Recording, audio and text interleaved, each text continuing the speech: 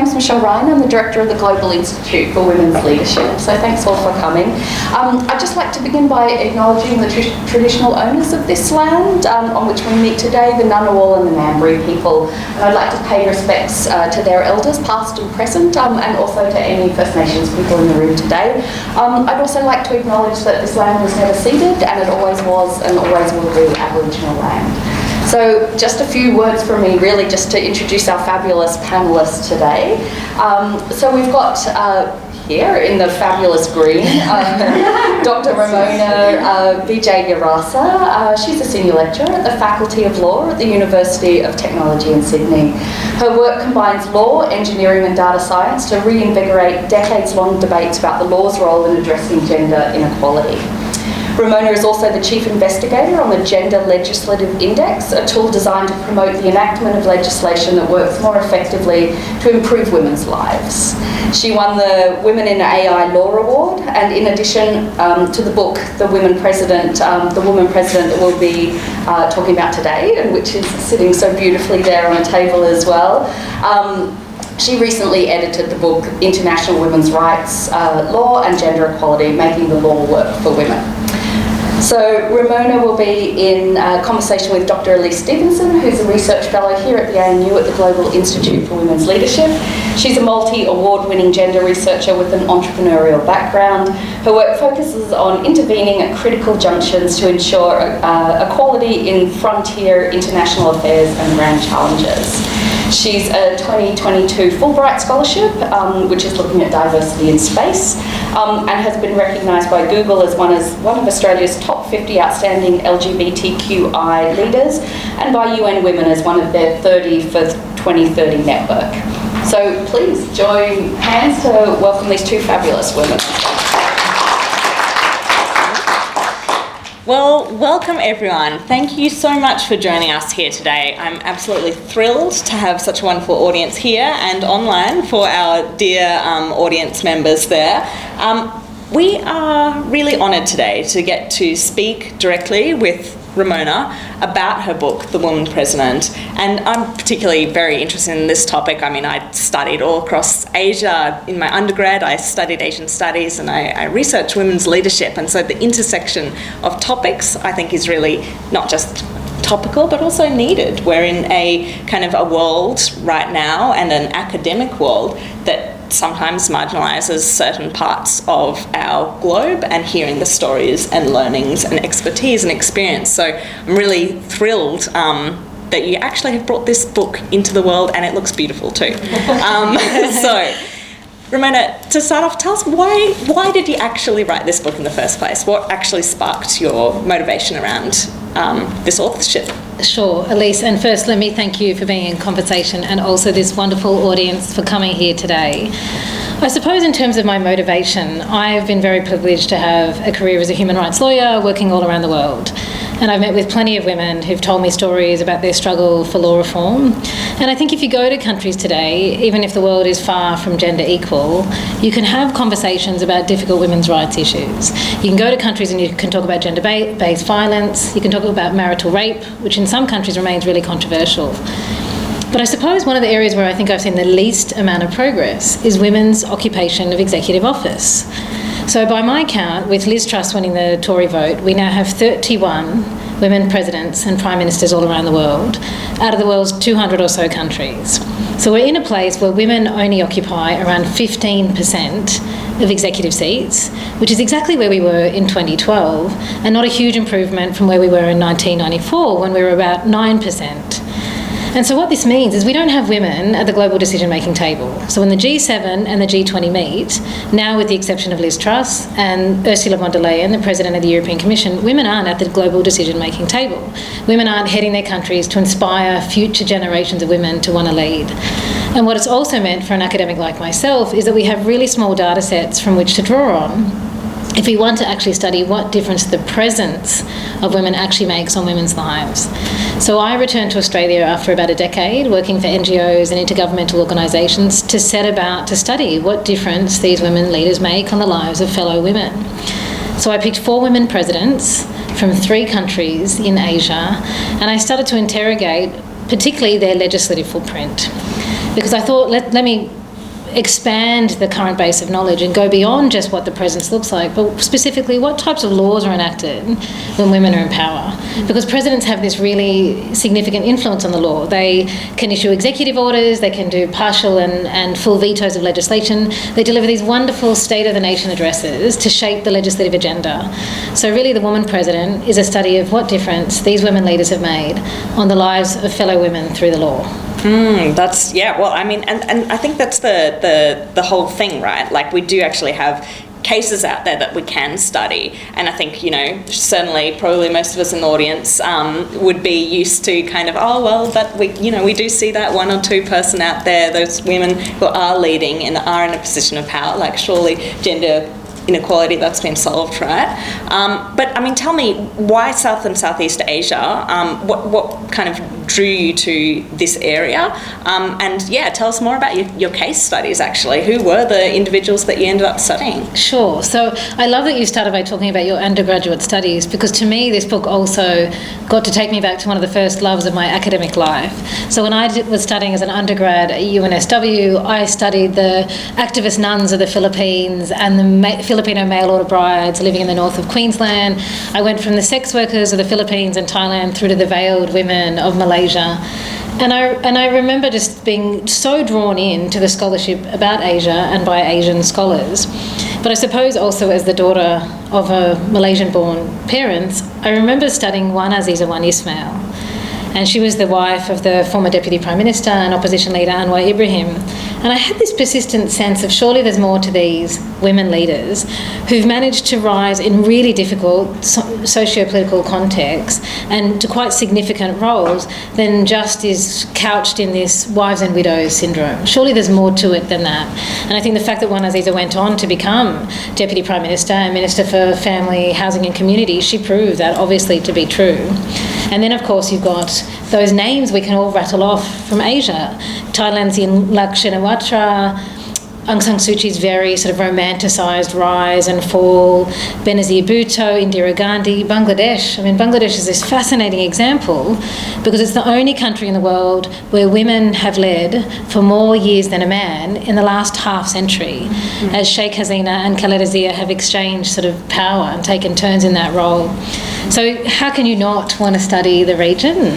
So in my case, I particularly focused on Gloria Macapagal Arroyo and Corazon Aquino from the Philippines, Megawati's Indonesia, and Chandrika Bandaranaike Kumaratunga of Sri Lanka. And so that was my case studies and my entry point into this bigger question of what can we learn from these women that tells maybe a bigger picture about women's leadership more generally. Yeah, absolutely. And I'd love to hear a bit more about that bigger picture of women's leadership. But I know one of the things that kind of comes up and that people wonder about, I suppose, is, you know, all of these women are tied in some way to men, right? I mean, we all are, right? But when it comes down to it, you know, whether it's deceased husbands or fathers, you know, the rise to power looks different depending on some of these women's cases. Do you have an opinion on this? Could you tell us a little bit more about how these women got to power and what that tie-in is, I suppose? Sure, and we do talk a lot about this wives and widows syndrome. There's lots of scholars in the region, Jaya Wadena and Chulini Kodakara from Sri Lanka, Claudia Derricks, Mark Thompson, they've written about South and Southeast Asia a lot. I suppose for me, if your father or husband's name was on the national airport, as is the case in Jakarta, Colombo and Manila, would you not exploit that to your political advantage? And that's kind of what you have here. I think Australian audiences tend to feel it's a bit disconcerting. So I've spoken quite a bit on radio the last few weeks about the woman president, and I've even had people call in and say, you know, are these political dynasties acceptable? Isn't this a form of pseudo-nepotism? Because you end up with this concentration of power in the hands of a few, and we've seen in Sri Lanka just how problematic that can be. But I would also say that this exists in other contexts and it's less questioned. You know, your Clintons, your Bushes, and a bit controversially, but closer to home, the Hughes Turnbull family in Sydney, the Lyons in Tasmania, Palaszczuk in Queensland, you know, Allegra Spender, the independent in Wentworth in New South Wales. Not only is she the daughter of the late Carla Zampatti, but she's the third generation of her family to enter politics after her father and her grandfather. So I think we need to understand this rise to power of these women leaders in Asia as legitimate. You know, these women presidents have come from political families where they are the wife or the daughter of a former president or prime minister. They've grown up in these political households, and what they've done is they've managed to transfer these intrafamilial political skills and then amplify it on their journey into politics. So Megawati, she embodied her father Sukarno. And what was really key when Megawati was running for election in Indonesia was young voters. And these young voters saw her as the embodiment of Sukarno, even though they didn't even live when Sukarno was in power. You know, Aquino did this really nicely in the Philippines in the 1980s. She said, you know, I lost my husband to an assassin's bullet and I reluctantly took up his sword. And she had these really beautiful poetic speeches. And Chandrika Kumaratunga did the same.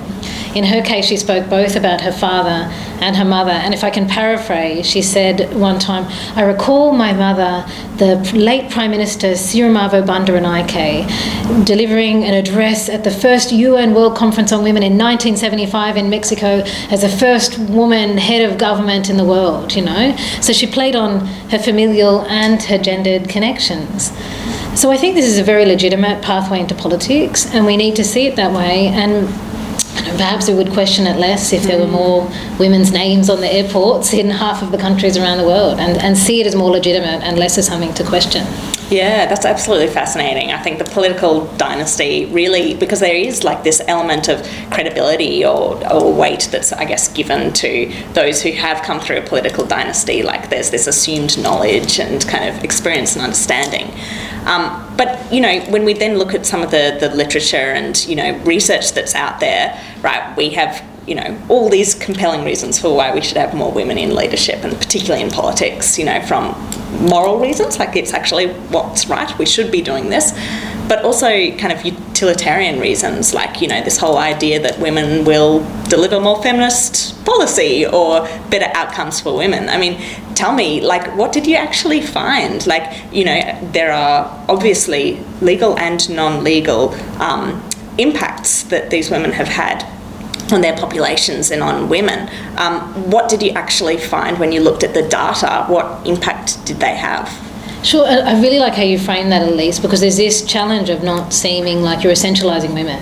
We'll just put a woman in power and therefore they're going to do good for women. So I felt that the study had to be done with nuance and care, but that there was a value in trying to draw some general understanding of what difference they made, partly because the numbers of women are so low and partly because we don't often look at this footprint on women's lives. And I think, you know, the academic in me is reluctant to draw the big conclusions, and partly because sometimes it's very anecdotal evidence. So if we want to look at some of the non-legal benefits, one of the ones where you get this huge volume of anecdotal evidence is the role model effect. And so, you know, I've even had an event where I was talking about the woman president here in Canberra, actually, where a Filipino origin woman who heads up an NGO in New South Wales came to me and she cried. And she cried because she was a young woman during the EDSA revolution in 1986, which was a huge, incredible display of civil resistance that led to the downfall of the 20-year Marcos dictatorship. And Aquino was at the forefront of some of the imagery around the EDSA revolution. And she cried, saying it was so important to her to have come from a country which has had two female figureheads. And the Philippines is one of those rare countries to have that privilege of two female leaders. Even fewer have three, and you could name one, really, Sweden, to have had 4 women leaders. It's so rare. And so when you talk about these countries and the difference it made for fellow women, there's almost this kind of euphoria or mania that emerges when a woman finally makes it to stage. So in Sri Lanka, you had Chandrika Bandaranaike Kumaratunga as president, and then she appointed her mother as prime minister. So you've got this mother-daughter duo on stage. And in my interviews, people said to me, having to call her Madam President and Mrs. Bandaranaike or Mrs. B, that shift in pronoun actually meant so much to people today. And then if you take a country like Indonesia, when Megawati came to power, and I think few people know this because she's really very invisible in some of the history books around Indonesia. And I have to say, you know, sometimes, and I wouldn't normally draw these blanket statements, some of the male scholars of Indonesia have written texts focused on the early 2000s, and she just doesn't rate a mention.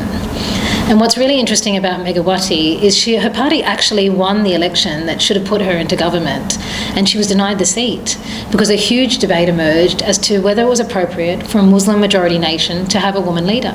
There were fatwas introduced saying this will be the downfall of the nation. And so she had to really struggle against that, and it was only when Wahid was elected out of government that she finally got the seat that she had earned. And that kind of tossling, is it appropriate for a Muslim majority nation to have a woman leader? That shouldn't be the case anymore. I mean, she's still today a very important political figure in Indonesia. And so, yes, women in Indonesia can put their hands up and say, I want to run. And that's not a crazy idea. And so, again, it's hard to quantify that role model effect, but it's very real. And I think we need to sort of try to acknowledge what that means for other women in the political race. Yeah, absolutely. And I mean, it's not just that, I guess some of those more intangible elements of impact, which, yeah, as you say, it can be quite hard to measure and track, but there is a lot of evidence there. But also, I mean, it sounds like the challenges too were really multifaceted and really something for these women to overcome. And even more still, you know, it leaves you wondering, well, how much has changed since some of these women have been in power? I mean, did you get a glimpse of any of that in your book? Like, what did you find from, I guess, that legacy piece? Look, I think one of the legacies that is about how they helped other women climb. You know, how much have they really shifted the landscape? I suppose the biggest challenge is time. Mm-hmm. So I was reflecting on this in the Australian context, and by the next election in 2025, a lot of first-time voters wouldn't remember a time when Australia had a female Prime Minister. Time is passing. And so I think this role model effect does leave a legacy, but the longer the time passes, the more that legacy dwindles. And so, you know, we want to be seeing women in quicker succession making it into that rise, and to recall those stories in a way that allows us to maybe reignite some of that legacy potential. Because isn't it sad that it's rare that Sweden is the only country where you can distinctly say they've had 3 female prime ministers and a female president at a time when the president had more powers? Only Sweden. Other countries that have made it to 3, like Finland and now the UK, with conservative women leaders, are remarkable because they've made it to 3 women leaders. So, you know, I think that there's definitely a role model effect, but it dies as time passes. And that's really, you know, scary and worrying in a sense too, because I mean, even in Australia, we've gone many years now since our last, our first and only female Prime Minister, and, you know, to actually see, well, what, you know, is it just these heads of state? Is it just these big heads of government? Do other ministers and other politicians also have an effect? I mean, yes, but still, I guess there's this role model effect of being the most senior in charge and what that gives to it. But I mean, I'm also interested in the impact on law, because obviously you do have a big focus on kind of the legal impacts that these women made. Legislative changes are really, really important, so we think, for the kind of emancipation of women. What did you find? Well, it actually required me to come up with a taxonomy to understand how women presidents could influence the law in the first place, because we need to understand how often they're going to exercise those executive orders or the veto powers and what they look like in the different political contexts. And yes, I would say they made a positive difference on women's lives. And I suppose for me, what I found most interesting when studying these countries in our own sort of backyard, if we think about that expansively, was that under these women leaders, some of these countries enacted more gender-responsive legislation than we have here in Australia, and they got there before us. And I think on this point, Aquino really stands out. So Aquino was really remarkable in supporting women into her own government. So there were activist women through the democratic transition, and she lent them an open ear. She appointed them to very significant roles in government, and you could see that in her legislative footprint. So under Aquino, the Philippines, under Aquino's executive order, they redeveloped a new family code. She introduced laws on non-discrimination at work, and she introduced maternity leave paid in the Philippines in 1992. Remembering we only got paid maternity leave in Australia in 2010. And so I think Aquino was a really remarkable figure. And you have to remember the time period, we're talking 1986 to 1992. So Hillary Clinton's famous women's rights are human rights and human rights are women's rights speech only came in 1995. Aquino was ahead of her wave. And I think you can say that Gloria Macapagal Arroyo, who led from 2001 to 2010, also had a very positive legislative footprint. She's just not talked about in the same way. When I interviewed people in the Philippines, there wasn't the same level of emotion talking about Gloria Macapagal Arroyo than Aquino. I suspect because she was still in government when I went there, as Speaker of the House, and there was a lot of controversy around her decision to still, after President, return to the House in that role. But under the Gloria Macapagal Arroyo, the Philippines introduced a remarkable domestic violence law in 2004. Now, Aquino, in an email exchange, explained to me her view on this law. Gloria Macapagal Arroyo explained to me her view on this law. So she was a senator when she proposed a bill for a law to end domestic violence in the Philippines. And that bill took on many forms. There's a lot of huge NGO movements involved behind the scenes and a lot of negotiation. But when she came to power as president, she called for that bill to be retabled. And she finally signed it into law in 2004. And she's rarely given credit for that sort of history of the bill she first tabled and the law that was finally enacted. Now, that law in 2004 allowed for 10 days of leave for victims of domestic violence. Wow. Australia's only introducing that this year. This was 2004. And if I can tell a slightly anecdotal side story, in 2019, New Zealand also introduced 10 days of leave for victims of domestic violence. And The Guardian had this newspaper article saying, New Zealand issues world first. And then a day later they retracted that with a little note at the bottom, well, actually the Philippines got there in 2004, and some provinces in Canada actually have these provisions as well. We can never in our mind imagine the Philippines have gotten there before. Countries like Canada or New Zealand or Australia or Norway or Sweden.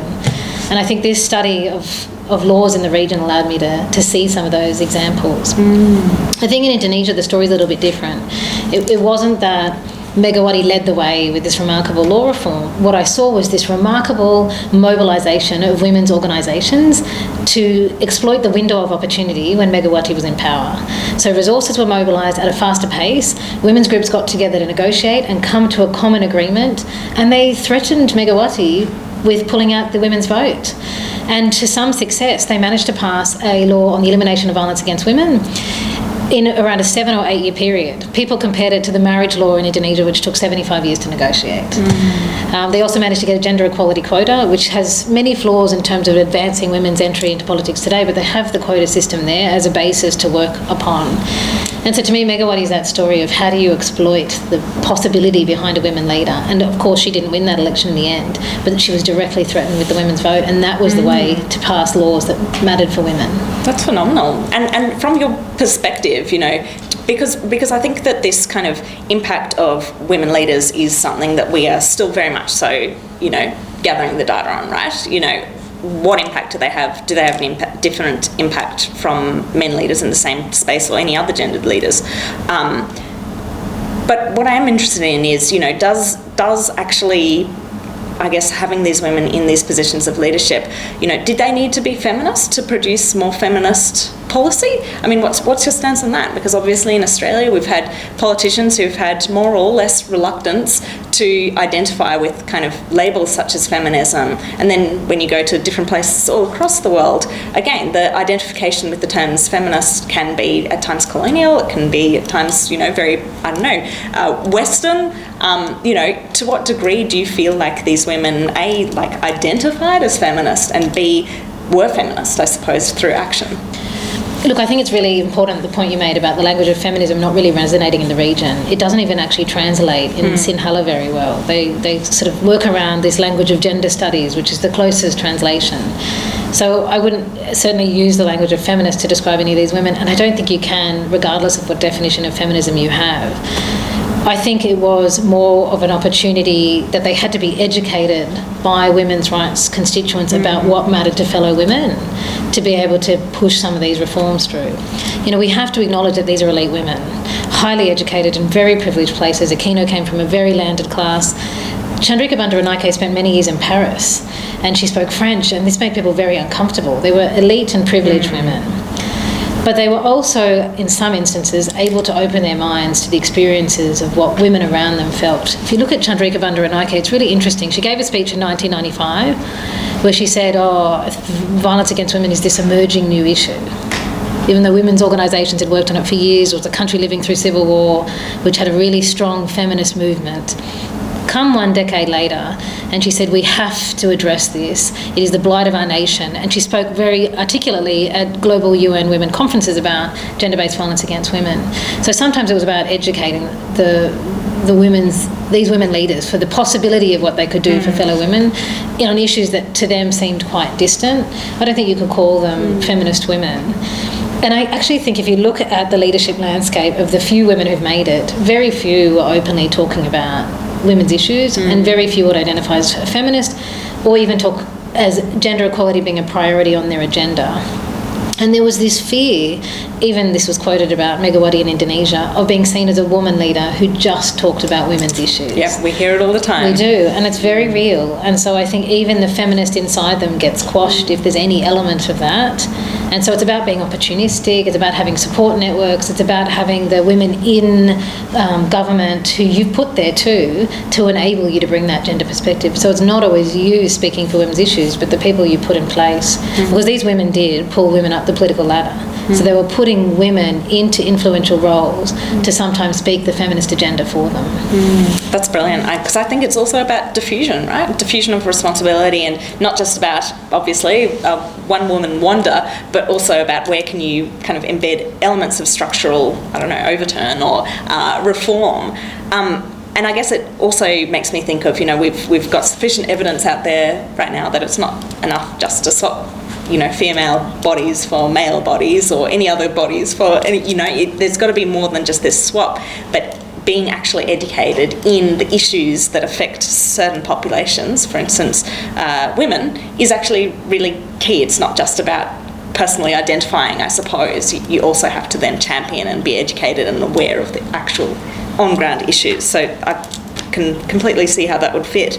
But tell us a bit about the GLI. Explain to us, you created this framework for being able to actually track and measure and, I guess, see how we can continue to enact gender-responsive legislation. What is it and how can we use it? Well, when I started this study, I was very keen to look at legislative footprint and then discovered over 1,000 laws had been enacted when these women were in tenure, some of them very long. And so anyone who's grappled with pieces of legislation, you can imagine one person can't comb through those, nor do so in a sound way. And so I was looking for an index to help me evaluate these pieces of legislation. What difference do they make on women's lives? And what difference could they have made on women's lived experience of the law? Because it's one thing a law on paper, it's another, what's that potential impact? And so, I set about creating the Gender Legislative Index because I wanted to fill this gap and I didn't find an index to do that. So if you take a step back, there is clearly growing knowledge on discrimination in the law.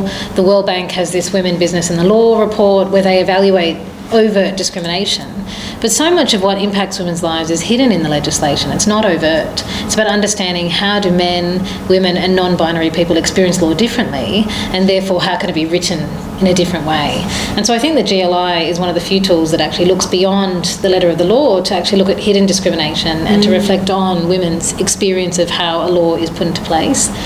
So I created the Gender Legislative Index. It uses human evaluators to evaluate laws. Bear with me, it has a machine learning, artificial intelligence component because I kind of needed to tell a takeaway story. Lawyers in a room are naturally going to disagree about what makes a law good or bad. We bring a lot of human bias when we read legislation, depending on our age, our race, our cultural background. And so the AI is a component that allows the machine learning algorithm to process all of these different human views and come up with an overall score for the law. And then I could talk about these women leaders and their legislative output and where they set on a scale from meeting international standards through to a complete disregard for international standards, and draw out some of those comparisons that really show, on the one hand, the Philippines is quite a strong performer, and some of the weaknesses in the legislative output in Sri Lanka and Indonesia. So that's, I hope the GLI has a life beyond the book, but that's how I used it in this particular case. Yeah. Oh, that's phenomenal. I mean, I'm already identifying many opportunities for it to be used in my own work. But, are there, I guess we talk about, areas of impact that these women have had. I mean, firstly, you've already talked about some of those positive legislative impacts that they've had. But are there any other kind of less known about or ones that we maybe wouldn't associate with the women leaders themselves that you came across? Yeah, I think for me, one of the drivers in creating the Gender Legislative Index and applying it in this study was to go beyond what I sometimes would refer to as the gender usuals. And I use that with caution. As someone who's been in the activist community, issues like gender-based violence or reforms to abortion law, they fundamentally affect women's everyday lives. But I think it's really important to bring this gender lens to a much broader set of legislation. Partly because they affect women's everyday lives, but partly because women are denied a seat at those decision-making tables because we're assumed to not have expertise on taxation or corruption or climate and all these other issues that matter to women. And so if I apply that in this context, I actually think you can show good examples where these women had a positive gendered legislative footprint on issues we wouldn't consider women's issues. So, for example, Megawati had a huge anti-corruption agenda. In one of her first speeches, she actually said, my family will need to take care not to fall for this temptation of corruption. She was that honest about it. And she established a law that created an anti-corruption commission, and she quite carefully picked people to be part of her government who were known to be outside of those corrupt circles. I think corruption is one of those difficult issues because we don't often reflect on how a successful anti-corruption agenda can benefit women. But imagine the misplacement of public resources or the shrinking of public resources that results from corruption that undermines the public services women need. For example, women who had sole parent families. This is obviously, it can be a very gendered issue. And so I think Megawati had some of those positive impacts, even though her anti-corruption agenda wasn't the success that we may have hoped. Another good example, I think, is Chandrika Bandaranaike's leadership of the Asian tsunami. So the tsunami hit Sri Lanka at the tail end of her tenure. I was in the Philippines at the time working for an NGO during that tsunami, and the Philippines was nowhere near as hard hit as a country like Sri Lanka, which was really overwhelmed by the Asian tsunami.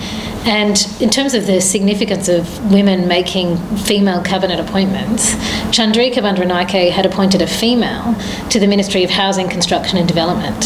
So when the tsunami hit, Chandrika worked with this minister, Farial Ashraf, and together they mainstreamed gender throughout the tsunami recovery.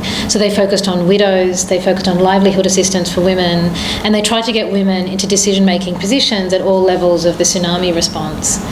So to me, I think when we do this important task of looking at the legislative footprint of these women leaders, we want to expand what we apply that to and bring a much broader lens in terms of what we count as sort of gender issues.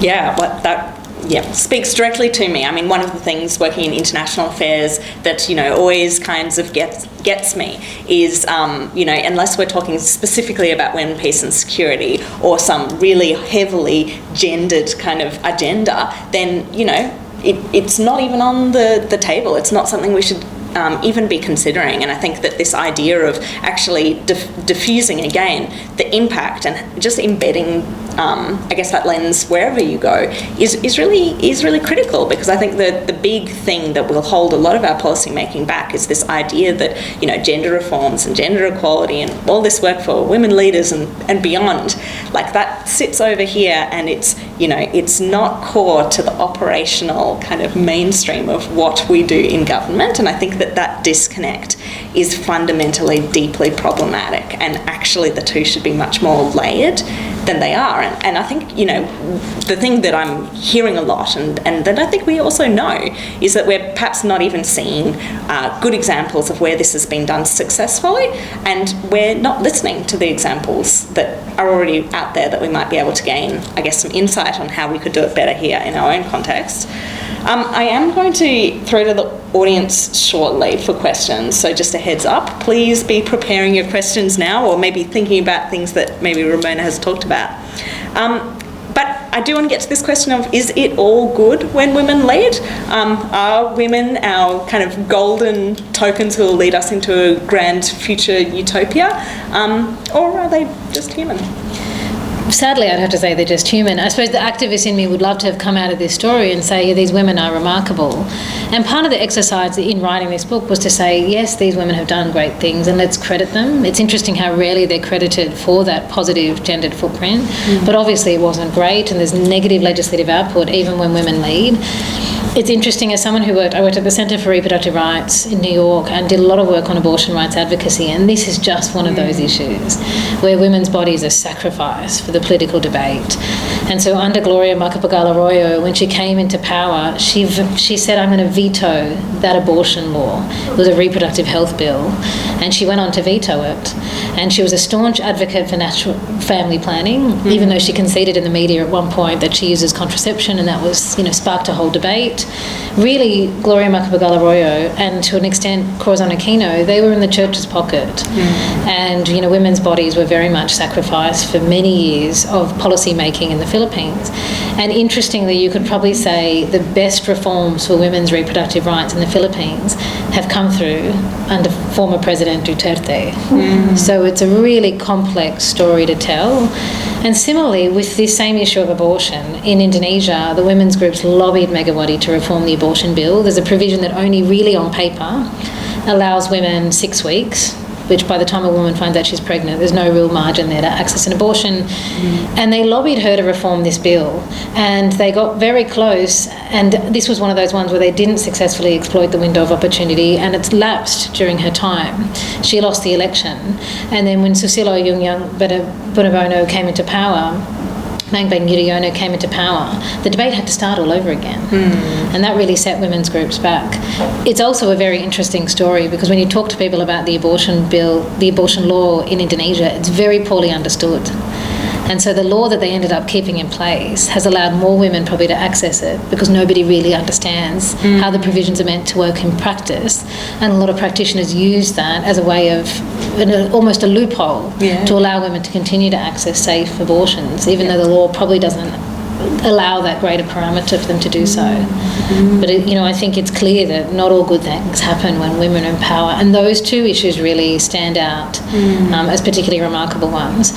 Similarly, if you talk about sort of a non-gendered issue, Gloria Macapagal Arroyo was an economist, and for that decade she was so focused on economic development in the Philippines, which also meant that a lot of women kept going as overseas foreign workers, which is a big thing in the Philippines. Those women, when they return home, the overseas Filipino workers, there's flower giving at the airport as they line up. It's such a big part of the national income. The president sometimes will come and give out those flowers to say thank you, rewarding them for delivering back to the nation.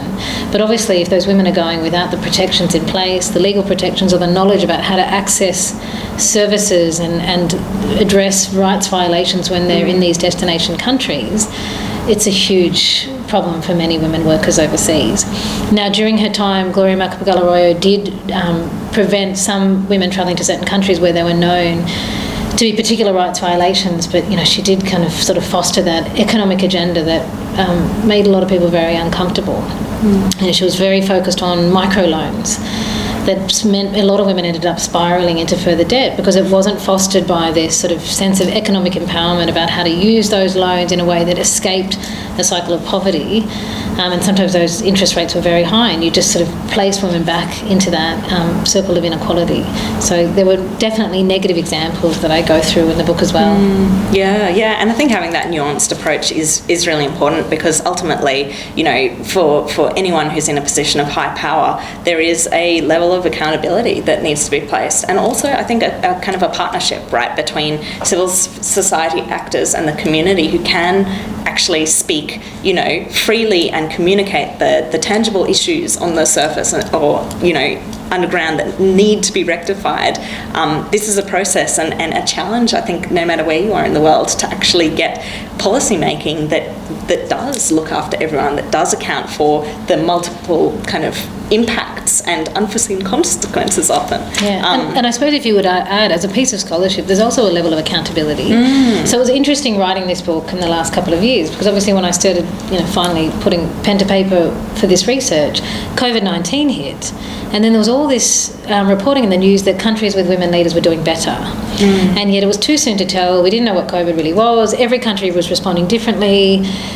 People counted death rates differently. So if death rates are your measure of success, well, you're comparing apples and oranges. And yet people were quite comfortable saying, countries with women leaders are doing better. And I think it's very important to be very careful with how we use this data, because the data wasn't necessarily showing this. And if we use data when it works for a particular cause, it can easily be used against us when it doesn't suit somebody.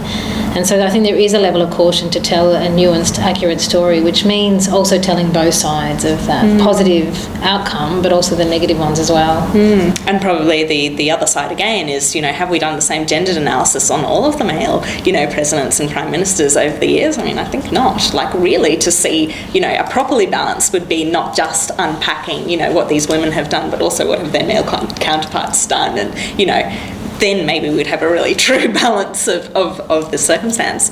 Can I comment? Yeah, please go for it. The one moment in the book when I was able to do that was on cabinet appointments. And so I started looking at cabinet appointments quite unintentionally, because I saw all these women being appointed to quite significant cabinet roles. And of course we know cabinet appointments are important for shaping policy, and we also know women rarely get cabinet appointments, and often to what are considered softer portfolios, family, ageing, which we know are important but are devalued. And so I wanted to compare the number of females these women appointed to cabinet compared to their male predecessors, because I thought this is an actual comparator. And I found that the 4 women presidents, similar to women leaders in Latin America, appointed more women to cabinets than their male predecessors, with the exception of Megawati. She appointed the same as Wahid. So Aquino, we've talked about how much she's already invited women into her government, and she really stood out in this case. Gloria Macapagal Arroyo appointed 12 women to cabinet, following Joseph Estrada's 2. And following Gloria Macapagal Arroyo was Benigno Aquino, who then appointed 13. So I like to believe that Gloria Macapagal Arroyo influenced that trajectory. So there was 2 under Estrada, 12 under Macapagal Arroyo, and then 13 under Benigno Aquino. And let's remember, Benigno Aquino was obviously the son of Corazon Aquino, so perhaps women leaders also shaped the behaviour of fellow men. And similarly, there were 7 cabinet appointments under Kumaratunga compared to 2 from her predecessor. So you can really see this map of this relationship between a woman in president and female cabinet appointments. And then if you reflect back on that comment about the Asian tsunami, how then when you've got times of crisis and times of importance of having a gender perspective, that sometimes that female cabinet appointment is going to bring that gender perspective when it might otherwise be lacking. And so I think that's a really obvious one where you can do some comparative analysis, and women leaders seem to shine in that case. Brilliant. Fantastic. Well, I'm going to open up to the audience. Do we have any questions? And Kim, kick us off. Wonderful. There's so many things to talk about, but it'd be nice to do a few links back here.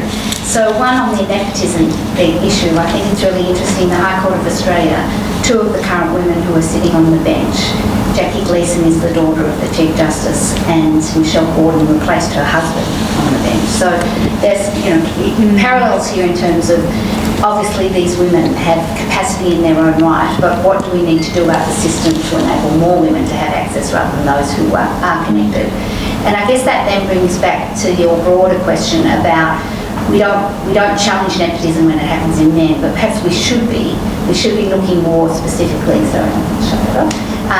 at power and how power is organised, and then the gender elements there become important for us. So I guess a question then back to each of your leaders, which I think you've partially answered with your cabinet answer, but how to what extent have they been enlivened by the need to open it up beyond family connections to enable more women generally? And I think there's sort of part of an answer in what you just said, but perhaps you would want to amplify that a little bit more. And then with the link back to us now, with the Queen having died, having been our effective president for the last 70 years, here is another moment for us to reflect on the nature of gender and power in our own sort of thinking.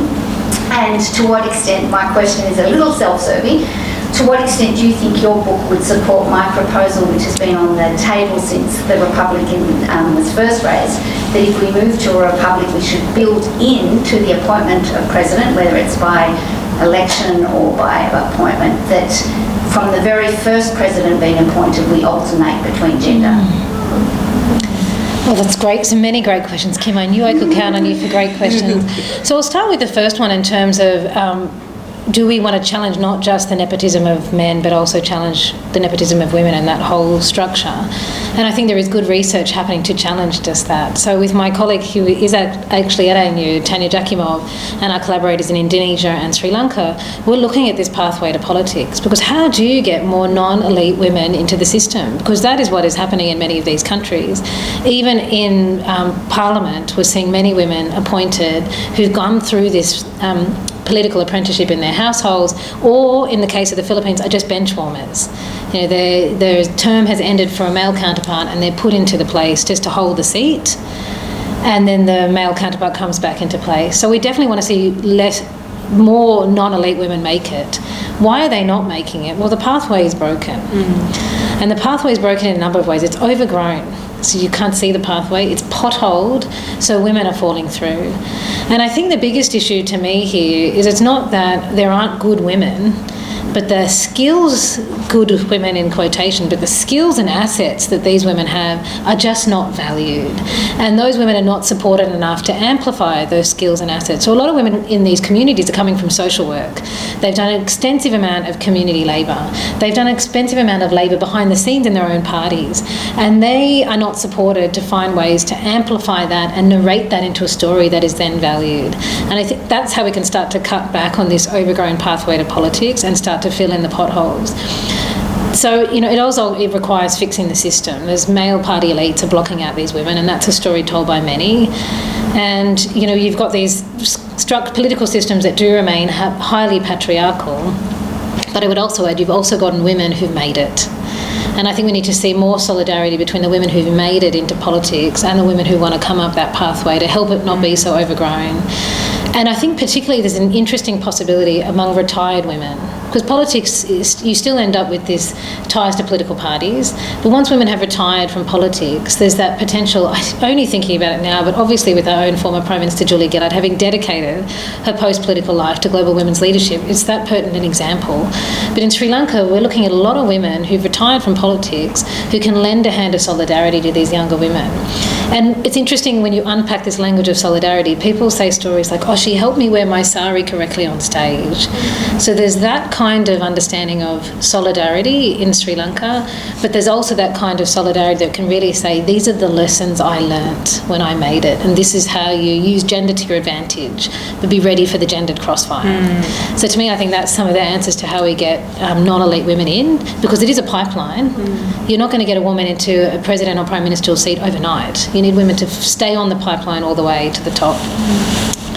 In terms of your second comment about what it means, the Queen passing away, I think everybody might be shocked by how much emotion we have over the Queen passing. It's such an interesting story to unpack her life history. And in the end, she was the embodiment of a conservative culture, but also the embodiment of change, right? So she was visibly, in a period when women weren't supposed to be working, when people thought a woman should be caring for her child, what's going to happen with all these kids in childcare, a working mother, visible globally throughout the world. When the Saudi Arabian prince came to visit, she drove him when Saudi Arabia doesn't allow women to drive. So she, I think, as a figurehead, is this interesting embodiment of maintaining tradition while herself being in the embodiment of change for women, given what she did.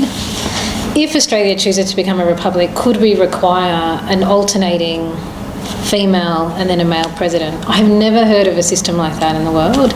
And I suppose it's a challenge in our very non-binary world because we have very gender diverse people. I suppose the bigger question would be, to me, especially if the president is just a figurehead, how do we get our next female prime minister, and what is the role of the parties in potentially supporting an alternating party leadership? There are great women in both parties, and in certain parties we've seen very good female figures in Australia that could be the head of the party and therefore our next female prime minister. So maybe we need to talk about alternating leadership at that level, so we get that next female prime minister in that influential role, because that's what it's going to take in reality. It has to be either one of the major parties in Australia supporting a woman to get to the top of that party if we're going to see a second female prime minister, and hopefully soon. Thanks for your questions, Kim. Yeah, brilliant questions, and I think a lot to consider there in terms of also, as you mentioned, non-binary and gender diverse participation in politics, for the most part is just such a obscured world in which we don't have great representation to begin with, but also how would parties go about supporting greater gender diversity within their ranks? I don't know, based off our track record to date with women. And how do we amplify the few case studies that are? So it's not quite that level of non-binary diversity, but for example, Serbia's Ana Brabandrić, she is an openly gay woman. She had a surrogate child with her partner, and then months later Serbia changed the surrogacy laws not to allow same-sex couples to use surrogacy. So she's sort of a living embodiment of pushing back on the culture as they're changing the laws. So it's something she herself has done. And I think it's incredibly hard for women in those leadership roles to find the balance between pushing for the reform for gender diverse groups in countries that are so conservative and restrictive like that. But there's very few examples, and I think that's a really great one to amplify a little bit more. That's right, and the media are often so vitriolic. Yes, Emma. I think this kind of follows on from this discussion about where we include gender diverse people. What do you see the GLI doing in the formation of laws? Like, obviously this is a historical perspective on the legacies of these women, but do you see it working in the drafting process of legislation? It's a great question. So the Gender Legislative Index I created as a tool to evaluate existing laws, but what I've seen it be able to do is work across all stages. So the GLI has benchmarks to say what would make an ideal law in certain areas, like labour law reform or mining or family law.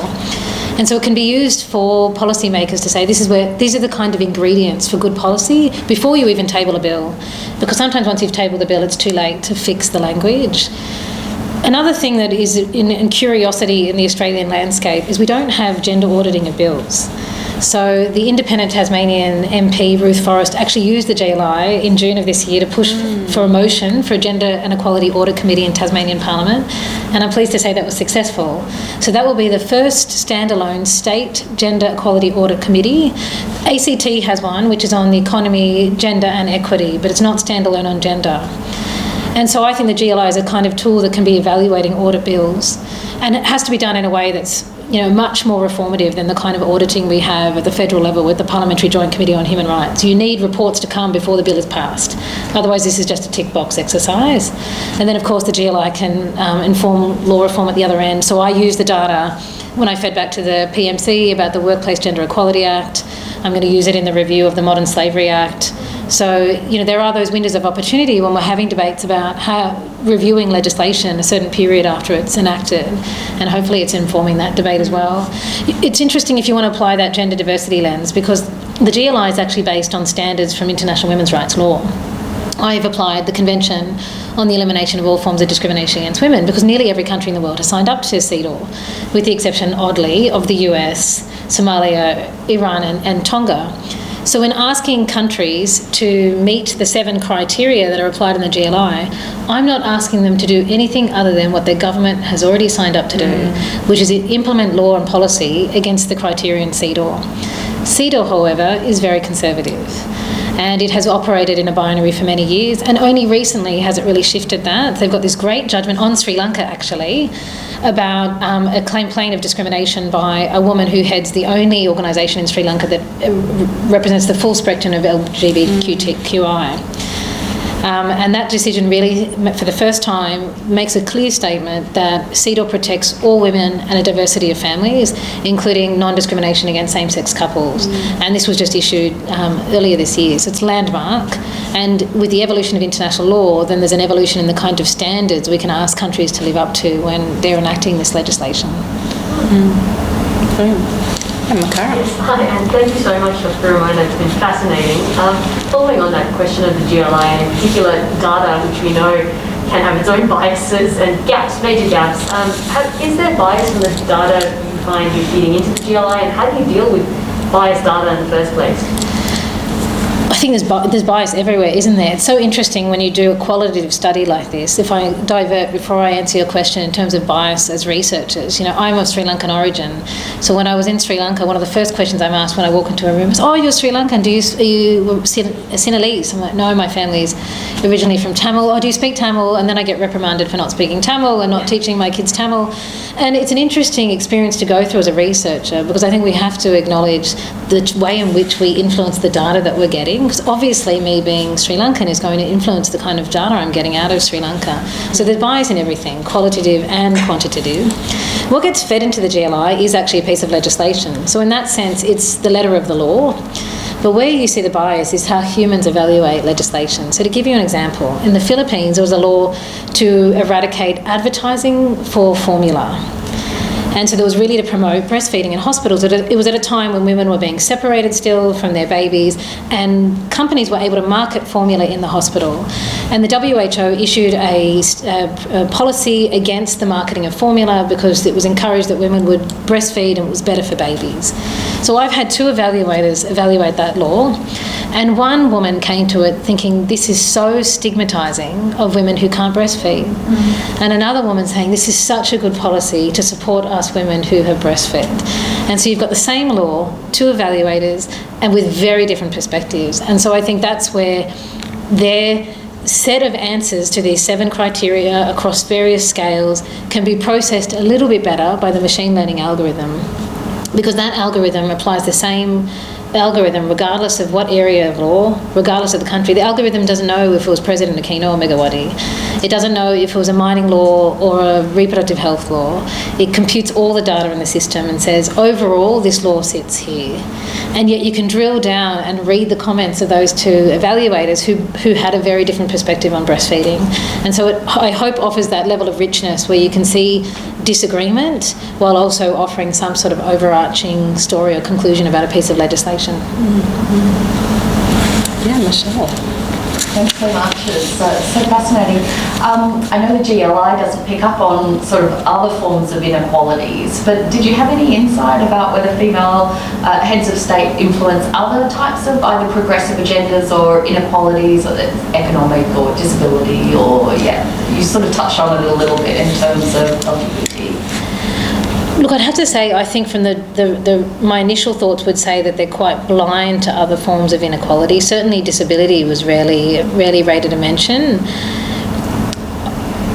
It's not quite as on point, but I think there was a consciousness in certain countries of how religion could suppress a whole host of rights, a whole host of freedoms, particularly related to women, but also diverse groups. And so even a conservative leader like Megawati was very clear on her stance that she wanted to remain secular, and she didn't want to see an excess influence of what she would call Islamic elements into legislation and policy. And so I think that's quite remarkable for someone so conservative, who has really had a rainbow cabinet trying to appease many different types of parties, and knowing that there's a huge mass political party that's religious-based in Indonesia, that she was very clear on that from the beginning. And when I spoke to informants about Megawati, regardless of her having a very mixed record on women, it was often remarked that she did remain very clear on her pluralism and her stance there. And so I think that's sort of one example outside of the more gendered issues, which did have an impact on women, but also other groups. Questions here at the back. Thank you so much. That was such a fascinating talk. And I'm curious about your method of looking at, comparative contexts. You're looking across 3 different countries that may have similarities but also differences. And I just wondered if you had any reflections on that method and what that's kind of illuminated for you about women leaders in different countries, and what we may take away from that and apply to different contexts across the world. Thank you. That's a great question. So I'm a comparative scholar. I've always done comparative research. My previous work on human trafficking took me from Vietnam to Ukraine to Ghana. I think there's real value in acknowledging difference but trying to find commonalities in a way that doesn't box certain findings into categories but can extract those lessons. So I don't take a monolithic approach to any of these women leaders. I acknowledge that they come from very diverse cultural, religious, even geographic backgrounds, even within the South and Southeast Asia region, to draw out these common experiences. And I have to say, stepping back and then hearing stories like Finland's Sanna Marin, or watching Liz Truss's election in the UK, or keeping my eye on Italy, which is about to vote as well, there are so many global similarities in terms of what women experience. So if I can offer one, I talk a lot in the book about gender being a double-edged sword. And I think we know this, women use gender to aid their rise to power, but it also really undercuts the woman leader. And these women across all the countries use gender to help them rise to power. And you see it in that idea that the woman leader will be clean and incorrupt. As a mother of the nation, she will clean up what went before her. And, Corazon Aquino called herself a housewife in a den of thieves. And all the women leaders use this in their rise to power. And it also, meant whenever they were found to be corrupt, the downfall is so much greater. So Gloria Macapagal Arroyo, she was involved in an election scandal. It's called the Hello Garcia scandal, because she was heard on the phone saying Hello Garcia, recorded, talking to the then election commissioner, trying to rig the 2004 election. And it was sometimes called Gloria Gate. So people really like talking about this election scandal. And so that's, one example where gender is that double-edged sword. But it is a global phenomenon. Judy Motion talked about this around New Zealand's Helen Clark, where she said, the body is ignored, the body is obsessed with, and the mind is ignored. I remember going to a conversation with Hillary Clinton and our former Prime Minister in Sydney back in 2018, and Hillary Clinton made the same remark to the former Prime Minister. It will always be this way for women in your position of mind, where we don't know how much emotion to show and we don't know how much to hold back. And then I find myself in Sri Lanka interviewing the head of this women's rights NGO, who was actually quite good friends with Chandrika Bandaranaike. They were sort of the same age group and they'd clearly moved in the same circles. And she said to me, and then the woman cut her hair. The woman cut her hair and she stopped being the image of the strong South Asian woman. And all I got in my head was those pictures of Prime Minister Gillard and her haircuts on the front paper. So these are truly global phenomena. And so I think by doing comparative research of this nature, you can take a step back and see some of those commonalities. And when we start to have this global picture, it's not essentialising women. It gives us a platform to talk about change. It gives us a platform about how we shift that conversation, place the weight where it should be placed, start to unpack the positive stories. So to me, I think there's real value in that comparative research, as much as it poses challenges when there are, in reality, things that can't be compared. Yeah, thank you. Yes. Ramona, thank you. Can't wait to read this book. Just on this question of comparison, I think that's a really very eloquent justification for it. I was especially interested in what you said about the relationship between each of these women presidents and civil society, sort of NGOs, and I suppose particularly those committed to women's issues in various ways, and I suppose the differential configuration of Islam, Catholicism and so forth in the different contexts. So, you talked about, you had that wonderful metaphor about the pathway to politics being overgrown and potholed and so forth. And we had good examples of, women appointing other women in cabinet positions or whatever. But in terms of creating, I suppose, some permeability between those kind of civil society organisations and more formal state-based politics, were there similarities and differences between these four women presidents? I think there's more differences than similarities. So Anne Holly talks about this in the triangle of empowerment. So she describes this triangle of empowerment between women activists, women in the bureaucracy, although not all these countries use that language of bureaucracy, and then women legislators. And to me, I feel like there's a place in that triangle of empowerment for the woman president, because she figures in this debate. She's lobbied, she aids, she undercuts, she opens the door, she gives hope. And so I think there is a really interesting relationship between the women's movements and these leaders, and we have to acknowledge how much of the hard work is done behind the scenes by these women's groups. They're doing the activism, they're drafting the bills, they're motivating the vote. In the Philippines you had Cory's Crusaders who mobilised women. In Chile, under Michelle Bachelet, women had these signs, vote women, vote mujer, which was a double play on vote for the woman, but women also come and vote. So the civil society and women's groups are really essential. And I think Corazon Aquino was probably the really standout for enabling those women's groups into the government system. she very much openly lent an ear, and she invited those women to important positions of political power, some of whom then went on to contest the presidential election, one of whom was voted as the first South Asian person to make it to the ICC. Really significant appointment. So she really helped women up the political ladder in that sense.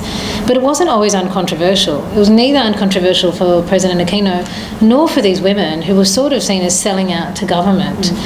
And so it's quite difficult. I think, sometimes I met women who were really clearly activists who themselves could have contested, which is really interesting because this project we're implementing in Indonesia and Sri Lanka is identifying those women who have all those perfect ingredients for a woman leader but chose not to contest. And sometimes they'd sit there, especially the older women, and they'd almost be apologetic. Oh, I should have run, but I didn't know. My husband wasn't so supportive. I got so close. And there was almost a sense of regret. Maybe I could have made it through.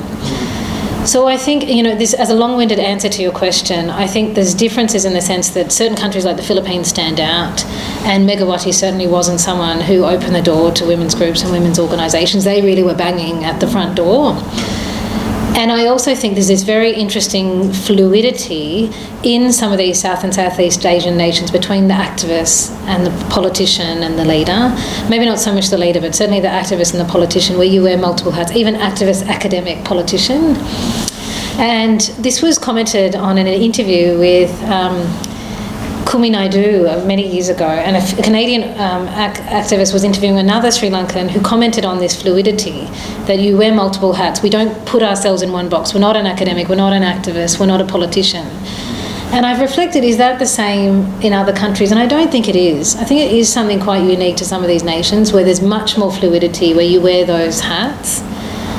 And so I think there are many women knocking at the door to get into politics, but then there's this difficult balance between not being seen as selling out to the political process and having the support network that you actually make it across the line, that you make it all the way to contest and that you're successful and not living that regret years later. Because I think there are many women leaders that I met with, leaders in other spaces, who would have made great women politicians and weren't supported across the line, or maybe were cut off even at the feet by other fellow women who said, why are you engaging in these government processes?